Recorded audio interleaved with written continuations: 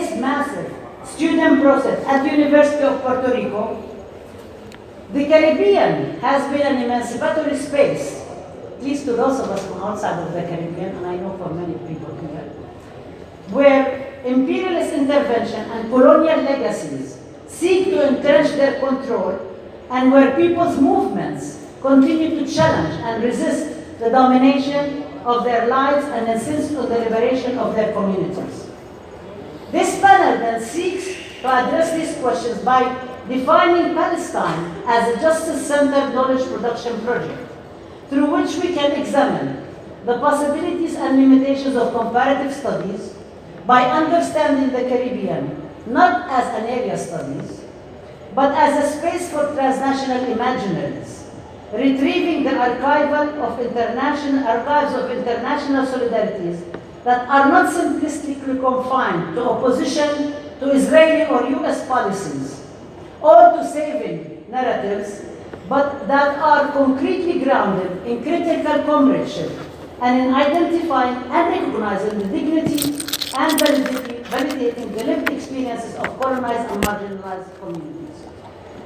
Drawing on the project that was initiated by Ahmed Studies at San Francisco State University, this panel brings together academics and public intellectuals from Palestine, Haiti, Puerto Rico, Vietnam, as well as the lands of indigenous communities, communities of color, and third world communities in North America, who will discuss the possibilities, limitations, and challenges in teaching Palestine as a concept of pedagogical praxis within formal and informal spaces, at the university, in the prison, at community centers, on the streets, at checkpoints and borders, and in multiple languages, locations, contexts, and social settings.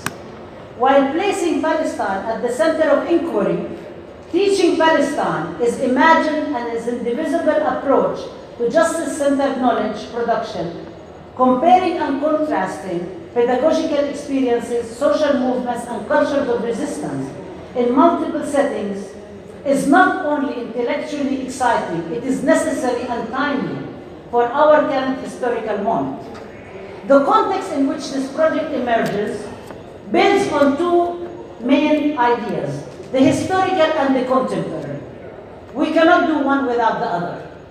The historical, this past year and this year, 2017 and 2018, mark very important anniversaries in the history of Palestine. Yesterday was the 51st anniversary of the Israeli occupation of the West Bank, Gaza Strip, East Jerusalem, Sinai, and Golan Heights. The anniversary passed without media fanfare. Nobody paid attention to it the way the 50th anniversary last year was. Everybody was talking about it. But also this past year was the 10th anniversary of the blockade of Gaza, the 100th anniversary of the Balfour Declaration by which British colonial authorities gave Palestine, which they did not possess, to the Zionist movement, to which it was not entitled, to build a Zionist settler colonial project and displace the Palestinian people. It is also, 2018 will be the 30th anniversary of the Palestinian Declaration of Independence that was adopted in Algiers in 1988. We also mark the 30th anniversary of the 1987 Intifada. I don't say first and second because that's quite problematic historically. But also, in terms of our own pedagogical practice, it's also the 50th anniversary of the 1968 longest student strike in the history of the United States at San Francisco State University, which was led by the Black Student Union and the Third World Liberation Front. And here, third worldism becomes a very important concept that we're thinking about, and it's also very relevant here in Cuba and in the Caribbean as a space of emancipatory knowledge production. In 1968, Black Student Union and the Third World Liberation Front was actually led by the Black Panther Party, the American Indian Movement, Brown Beret, and many other organizations of people of color, third world communities, indigenous communities, as well as in alliances with working class white people, with unions, teachers unions, with people who were bailing the students out of prison. It took a coalition of everybody together to come up and make this movement happen. And the students wanted something called third world studies, School of Third World Studies.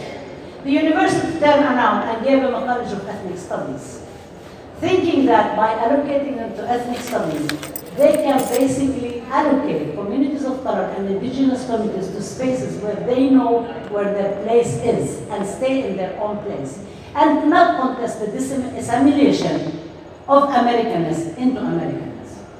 But the students then, the Black Student Union, which was mostly led by the Black Panther Party, in alliance with the Third World Liberation Front, actually were very clear about defining the US as a settler colonial space from 1492 to the present. They did not think that the way for people to study is to assimilate into Americanness, into US nation state that was colonial, that was a settler, that was built on slavery, that was built on the exclusion of other people, and so on. They were actually very clear about that. They saw 1492 as a defining moment. As people in Palestine studies think of 1948 as a defining moment for the creation of the State of Israel and the displacement of the Palestinians. So we bring these anniversaries together, and we think about them as a way of thinking about how do we think about history. How do we define history? What sort of histories do we tell? What sort of narratives? Colonial narratives tell us a story of submission, subjugation, and defeat. And I will go through them, and by the way, I'll have a little bit more because I have my time on this. So first, what do we put at the center of analysis? So if we put Palestine at the center of analysis, we put the Caribbean at the center of analysis, how would the story we tell differ? How would the story come out differently? But also methodologically, what sort of tools do we use to tell the stories? And more importantly, to whom are we accountable when we tell those stories? As academics, as scholars, as people who are engaged in this, what Gramsci calls organic intellectuals. What we've done, and I'm going to take my time as well as the introductory time, my paper. We held two academic conferences with Palestinian universities at Birzeit University and Nashat National University. We also went, this is some I'm not going to pay attention because Enrico is helping me out. We also went to Al-Quds National University where we actually visited the Abu Shehadeh Museum for Prisoners Affairs, and this is a very important space for Palestinians. We also afterwards went around and we did a delegation where we co-learned with communities in various places of Palestine, always keeping the indivisibility of justice at the center of our analysis. In my own paper, and I'm not going to go over it, but you're more than welcome to look at it. I basically speak about Palestinian education. I'm more than happy to have discussion afterwards about what do we understand by Palestinian education, both under occupation and also what stories do we tell if we reject the colonial narrative. What stories of resistance? And I want to only mention 3 areas of Palestinianness by which Palestinian education has been targeted.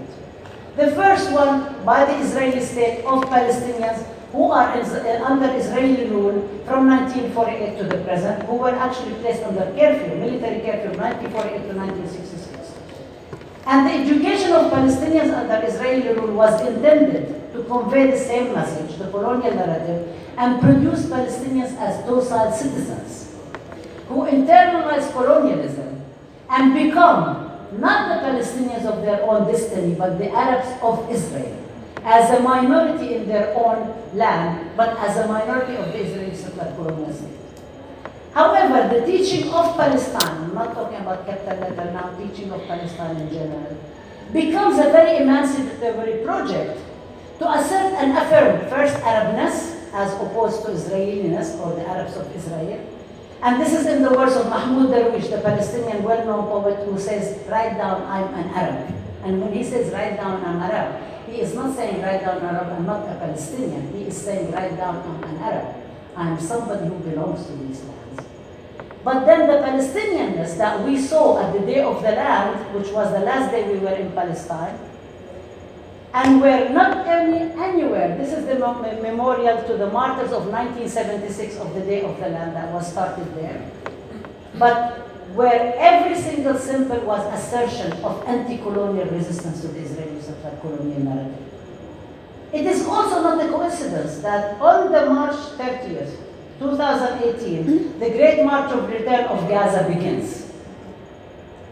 What was interesting about that as a teaching moment is that the Great March of Return in Gaza was intended to start on March 30th to basically center the understanding of Palestinians in the 1948 areas among Palestinians who are now colonized by the Israeli state, and say this is also where land continues to be taken. But to end on May 15th, 2018, to signal the 70th anniversary of Nakba, or the displacement and uprooting of Palestinians in 1948 when Israel was created, almost 750,000 to 800,000 Palestinians, and reject the segmentation of Palestinians and insist on the right of return of Palestinian refugees, and reject the colonial Zionist narrative that not only erased Palestinians and try to sever their organic link with the land, destroying villages, changing names,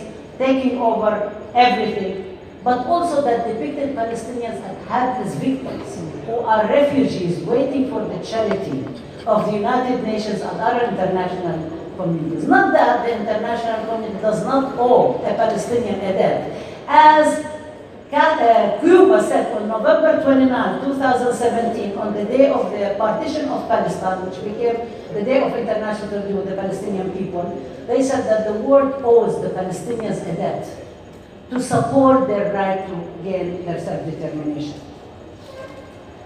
But the rejection of the construction of the helpless victim, or quote-unquote the bloodthirsty terrorists, are both designed to convince the Palestinian people, colonized people and other colonized, Palestinians and other colonized people, that their resistance is futile. They should not engage in it. Convince other people around the world that the Palestinian project of liberation is not worthy, should not be supporting it because it's going to be a defeatist project, and that Palestinians are isolated, and convince everyone else that this is exceptional, that it is not a project of justice, it is something unique. But that is not the way Palestinians have been teaching Palestine. My last point is that it is also not a coincidence that if we think about teaching Palestine and pedagogical praxis, the Palestinian intellectual thinkers have played and continue to play a very important role in thinking, in the art, in the culture, in the thought of Palestinian resistance.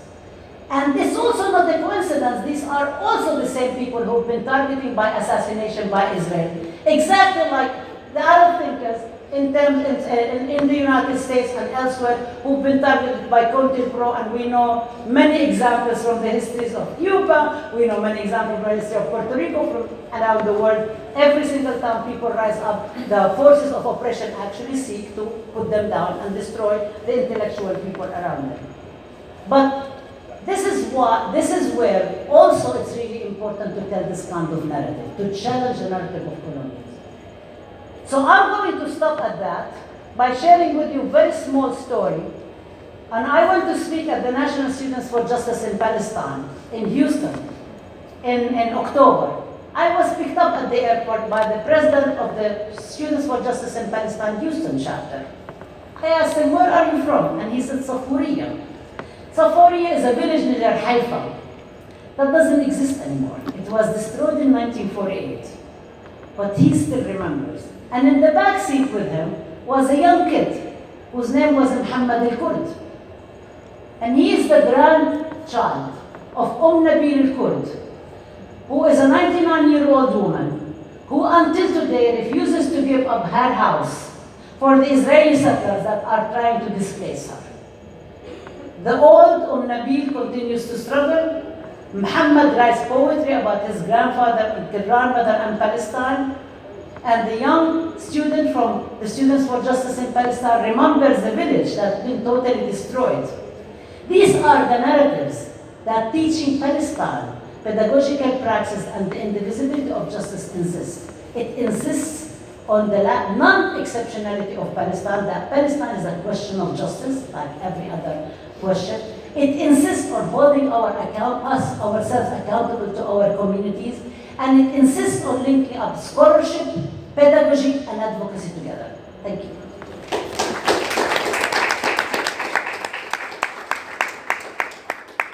I will now introduce my colleagues. So the first person who is going to be speaking is Mamyrah Prosper, who is a postdoctoral fellow at the CUNY Graduate Center, who actually made it very possible for us to be here today. And Mamyrah is going to be speaking on occupation in Haiti and Palestine, empire making across time and space. Hello, everyone. So I've lost my voice a little bit, so please bear with me. Can you hear me? Yes. Okay. So I just wanted to jump on what Rabab was saying about the delegation and the trip. I met Rabab in New York at CUNY. So though the empire is a problem, it also creates space for people resisting it to meet. So I just wanted to highlight that. And I ended up going to Palestine with these lovely folks for 2 weeks. And so the question is, right, what does Palestine have to do with Haiti? What does Haiti have to do with Palestine? What does Palestine have to do for the Caribbean, right? And I want to answer that question by talking about occupation in Haiti and the links with occupation in Palestine. But before that, I wanted to give a sort of brief history of Haiti's relationship to the region, and particularly to Israel. So Haiti apparently was the last country to vote for the state of Israel to become possible, right? And so one of the things that I want to highlight is how it's important to connect people to people rather than to think through the state as an interlocutor, right, in terms of how the international can speak with each other. Because if I were to, right, approach the region through how the state of Haiti has done it, then we wouldn't be here together, right? And the state, right, represents elite visions and not the vision of the people on the ground. So my interest in being in this Teach for Palestine coalition, workshop, delegation is about connecting people to people, movement to movement, beyond colonial borders, right? So here we are in the Caribbean studies attempting to recreate what we think of as the Caribbean. Oftentimes we're so segregated into our regional linguistic areas, but yet I'm asking you to do more, which is to think of ourselves not just as Caribbean people locked in this region, but as people within, right, a world and within, right, a certain kind of global order that we need to be constantly challenging. And to bypass the state that is a modern bourgeois configuration of power that relies on domination, exploitation, marginalization, everything that I know, right, you guys hopefully already thinking about. So why I talk about Palestine and Haiti together is about resisting colonialism and resisting occupation and linking them to unpack them and to expose empire and U.S. hegemony, but in this case also to expose the role of Israel in the making of empire. So I just want to talk about two ways in which this is important to center Palestine in conversation with Haiti to unpack empire. So today there's an occupation in Haiti. Anyone, does that sound familiar? Everyone's like, what are you talking about, right?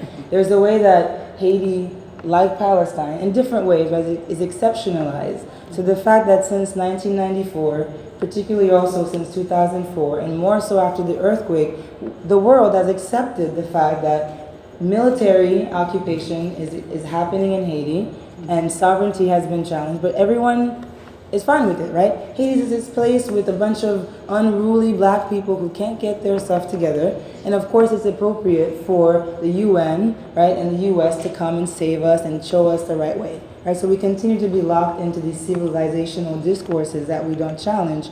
And so when this is happening in Haiti, our Caribbean allies did not necessarily always denounce this, right?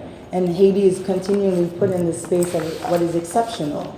And again, similarly to Palestine, right? So this is why I'm interested in bringing these two together. But also, it's about looking at the role of the UN and NGOs and military power, right? These are the ways that these different occupations and these continual forms of colonialism are existing today. So I want to just give you a couple of examples so to contextualize these connections.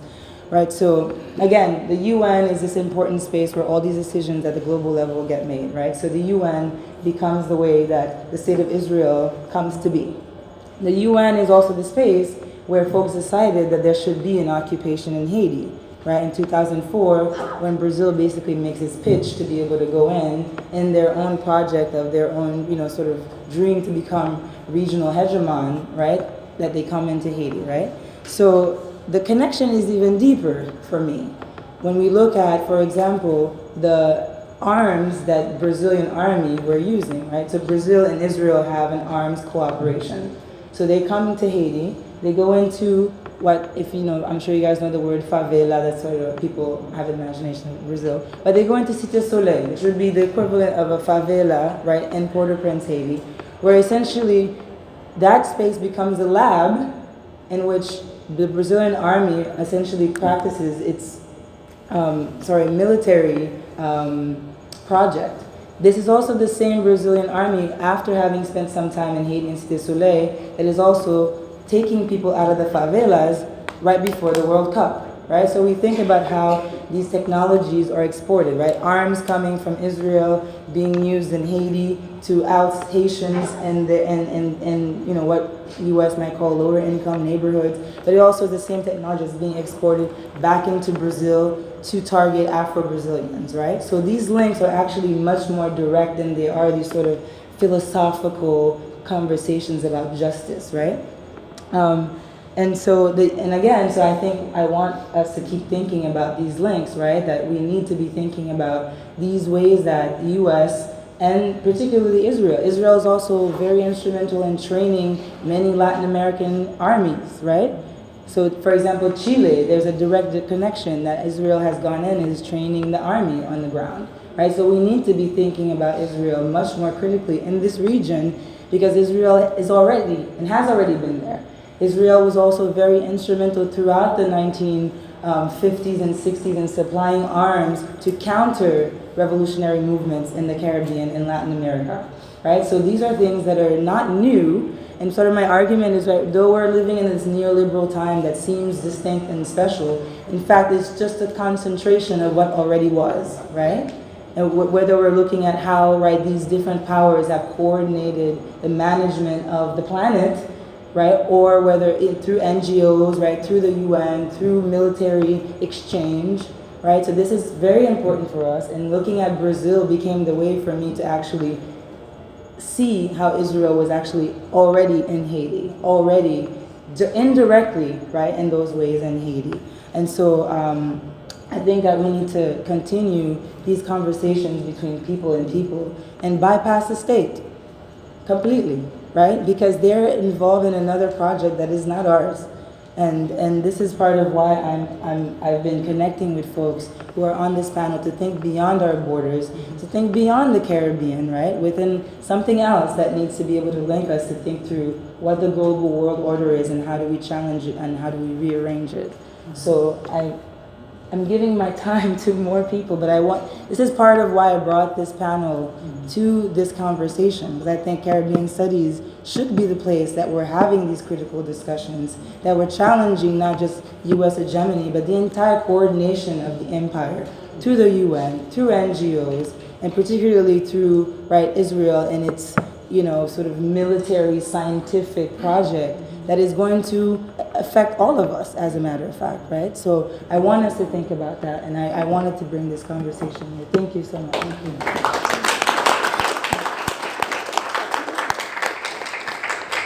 Our next presenter is Jaime Veve, and Jaime is a retired organizer with the Transport Worker Union Local 100 in New York, also a Puerto Rican, and his paper is on colonialism, neoliberalism, and resistance from Puerto Rico to Palestine.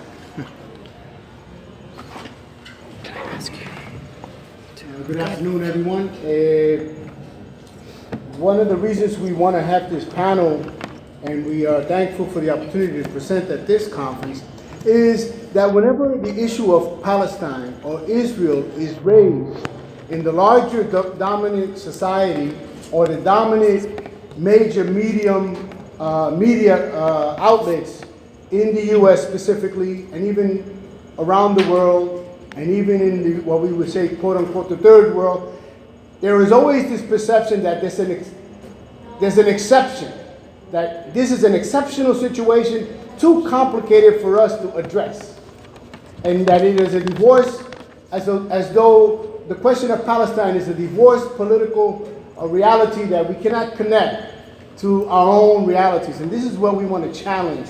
And what I would like to do is to maybe draw some connections that we could think about from the point of view of how any particular political process or political moment is impacted by other forces, by other processes. So when we think of Palestine, which was created in 1948, we could also connect it with the specifics of Puerto Rico.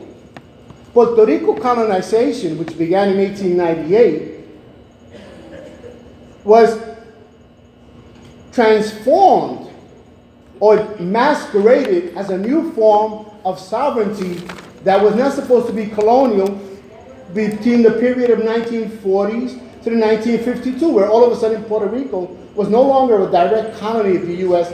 per se, but now was supposed to be a free associated state, a commonwealth, and therefore the United Nations removed it from the colonial list that they used to have, right? At the same time, Palestine no longer begins to exist after post-48. And it's ironic that this is the period that we begin to see many of the colonial areas of the world begin to assert their independence and the interconnection.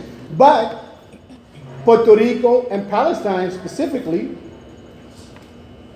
actually become more colonized at that moment historically, where you have the Algerian War of Independence, where you have Dien Bien Phu in 1954, where you have the Moncada 1953. At the same period, there is a consolidation of colonialism in Puerto Rico and in Palestine. Now,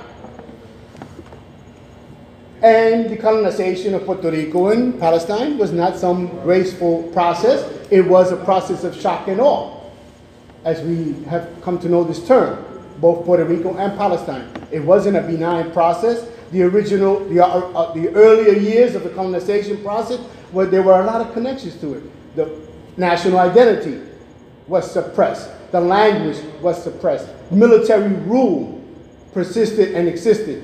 The flag, whether it's the Puerto Rican flag or the Palestinian flag, were subjected to brutal suppression. These are connections, analysis, analogy. Not absolute.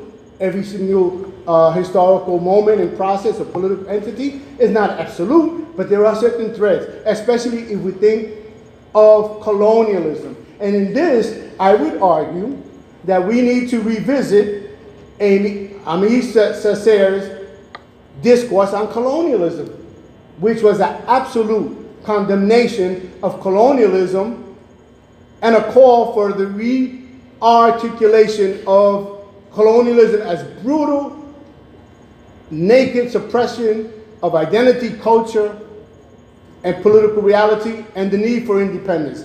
Much of us, we've studied that, but I know that I have not heard too many people speak about that anymore, as though that particular discourse disappeared. Of course, there is always the assessment of Fanon as a historical process. Now, Puerto Rico specifically, we are suffering, especially on the island, three particular phases of hurricane devastation. Three particular devastations in the present moment. And this was spoken about at an earlier panel more concretely. I'll just get a quick points. We have the historical legacy of capitalist U.S. exploitation of the island, from the initial takeover up until the present. The economy, the society, the social structure, completely dominated by U.S. political reality. Then today, as a result of the devastating economic crisis of Puerto Rico, a debt crisis of $75 billion, the U.S. has imposed not only the direct rule as it exists, but also a specific financial fiscal control board, which is totally revamping the social structure in Puerto Rico.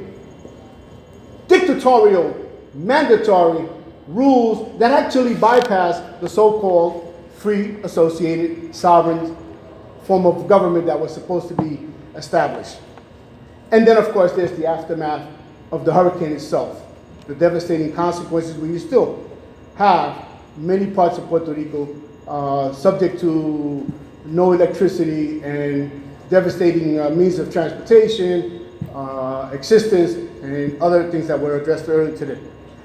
And within Palestine and Puerto Rico, you have the colonial rule. In Palestine, you have a specific, unique, not so unique, but specific present-day settler colonial reality in which the Palestinians agreed to a certain political process called the Oslo Accord, in which they were supposed to be an avenue to reach certain forms of independence,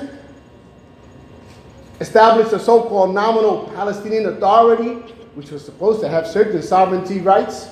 But of course, that is all absolutely a farce and a masquerade. In actuality, the Israeli state, which is connected to the world capitalist order, has reimposed on the Palestinian reality the absolute naked neoliberal economic model of development. The Palestinian Authority is totally dependent on world capital, whether it's in the format of NGOs, the European Union, or the USA. It's a very deformed dependency that the Palestinian reality is dependent on. In Puerto Rico, as I said, the Financial Control Board has eliminated the veneer of so-called Puerto Rican sovereignty or format of so-called commonwealth with the US. It has actually made the mask of colonial reality much more obvious. The reality of this two-state is over. That is dead. The reality of two states in Palestine. And the essence of it is, to sum up from the point of view of why we think this is the connection is, and what makes it the threads beyond colonialism and the brutality of the Israeli state, as we witnessed in the recent gossiping, it's global capital. Global capital has, as Mamyrah said, it has taken different forms, but it's of a historical pattern. And today we see a very interesting pattern where the state, nominal autonomous states, have been superseded by global structures of finance capital. So even a country, you wouldn't think of it, like Greece, is essentially a neo-colonial reality. Greece was forced to concede to the financial structures and impose austerity measures, even though they elected a leadership that was supposed to be against austerity measures and were forced to capitulate immediately to these structures. And why is that? Why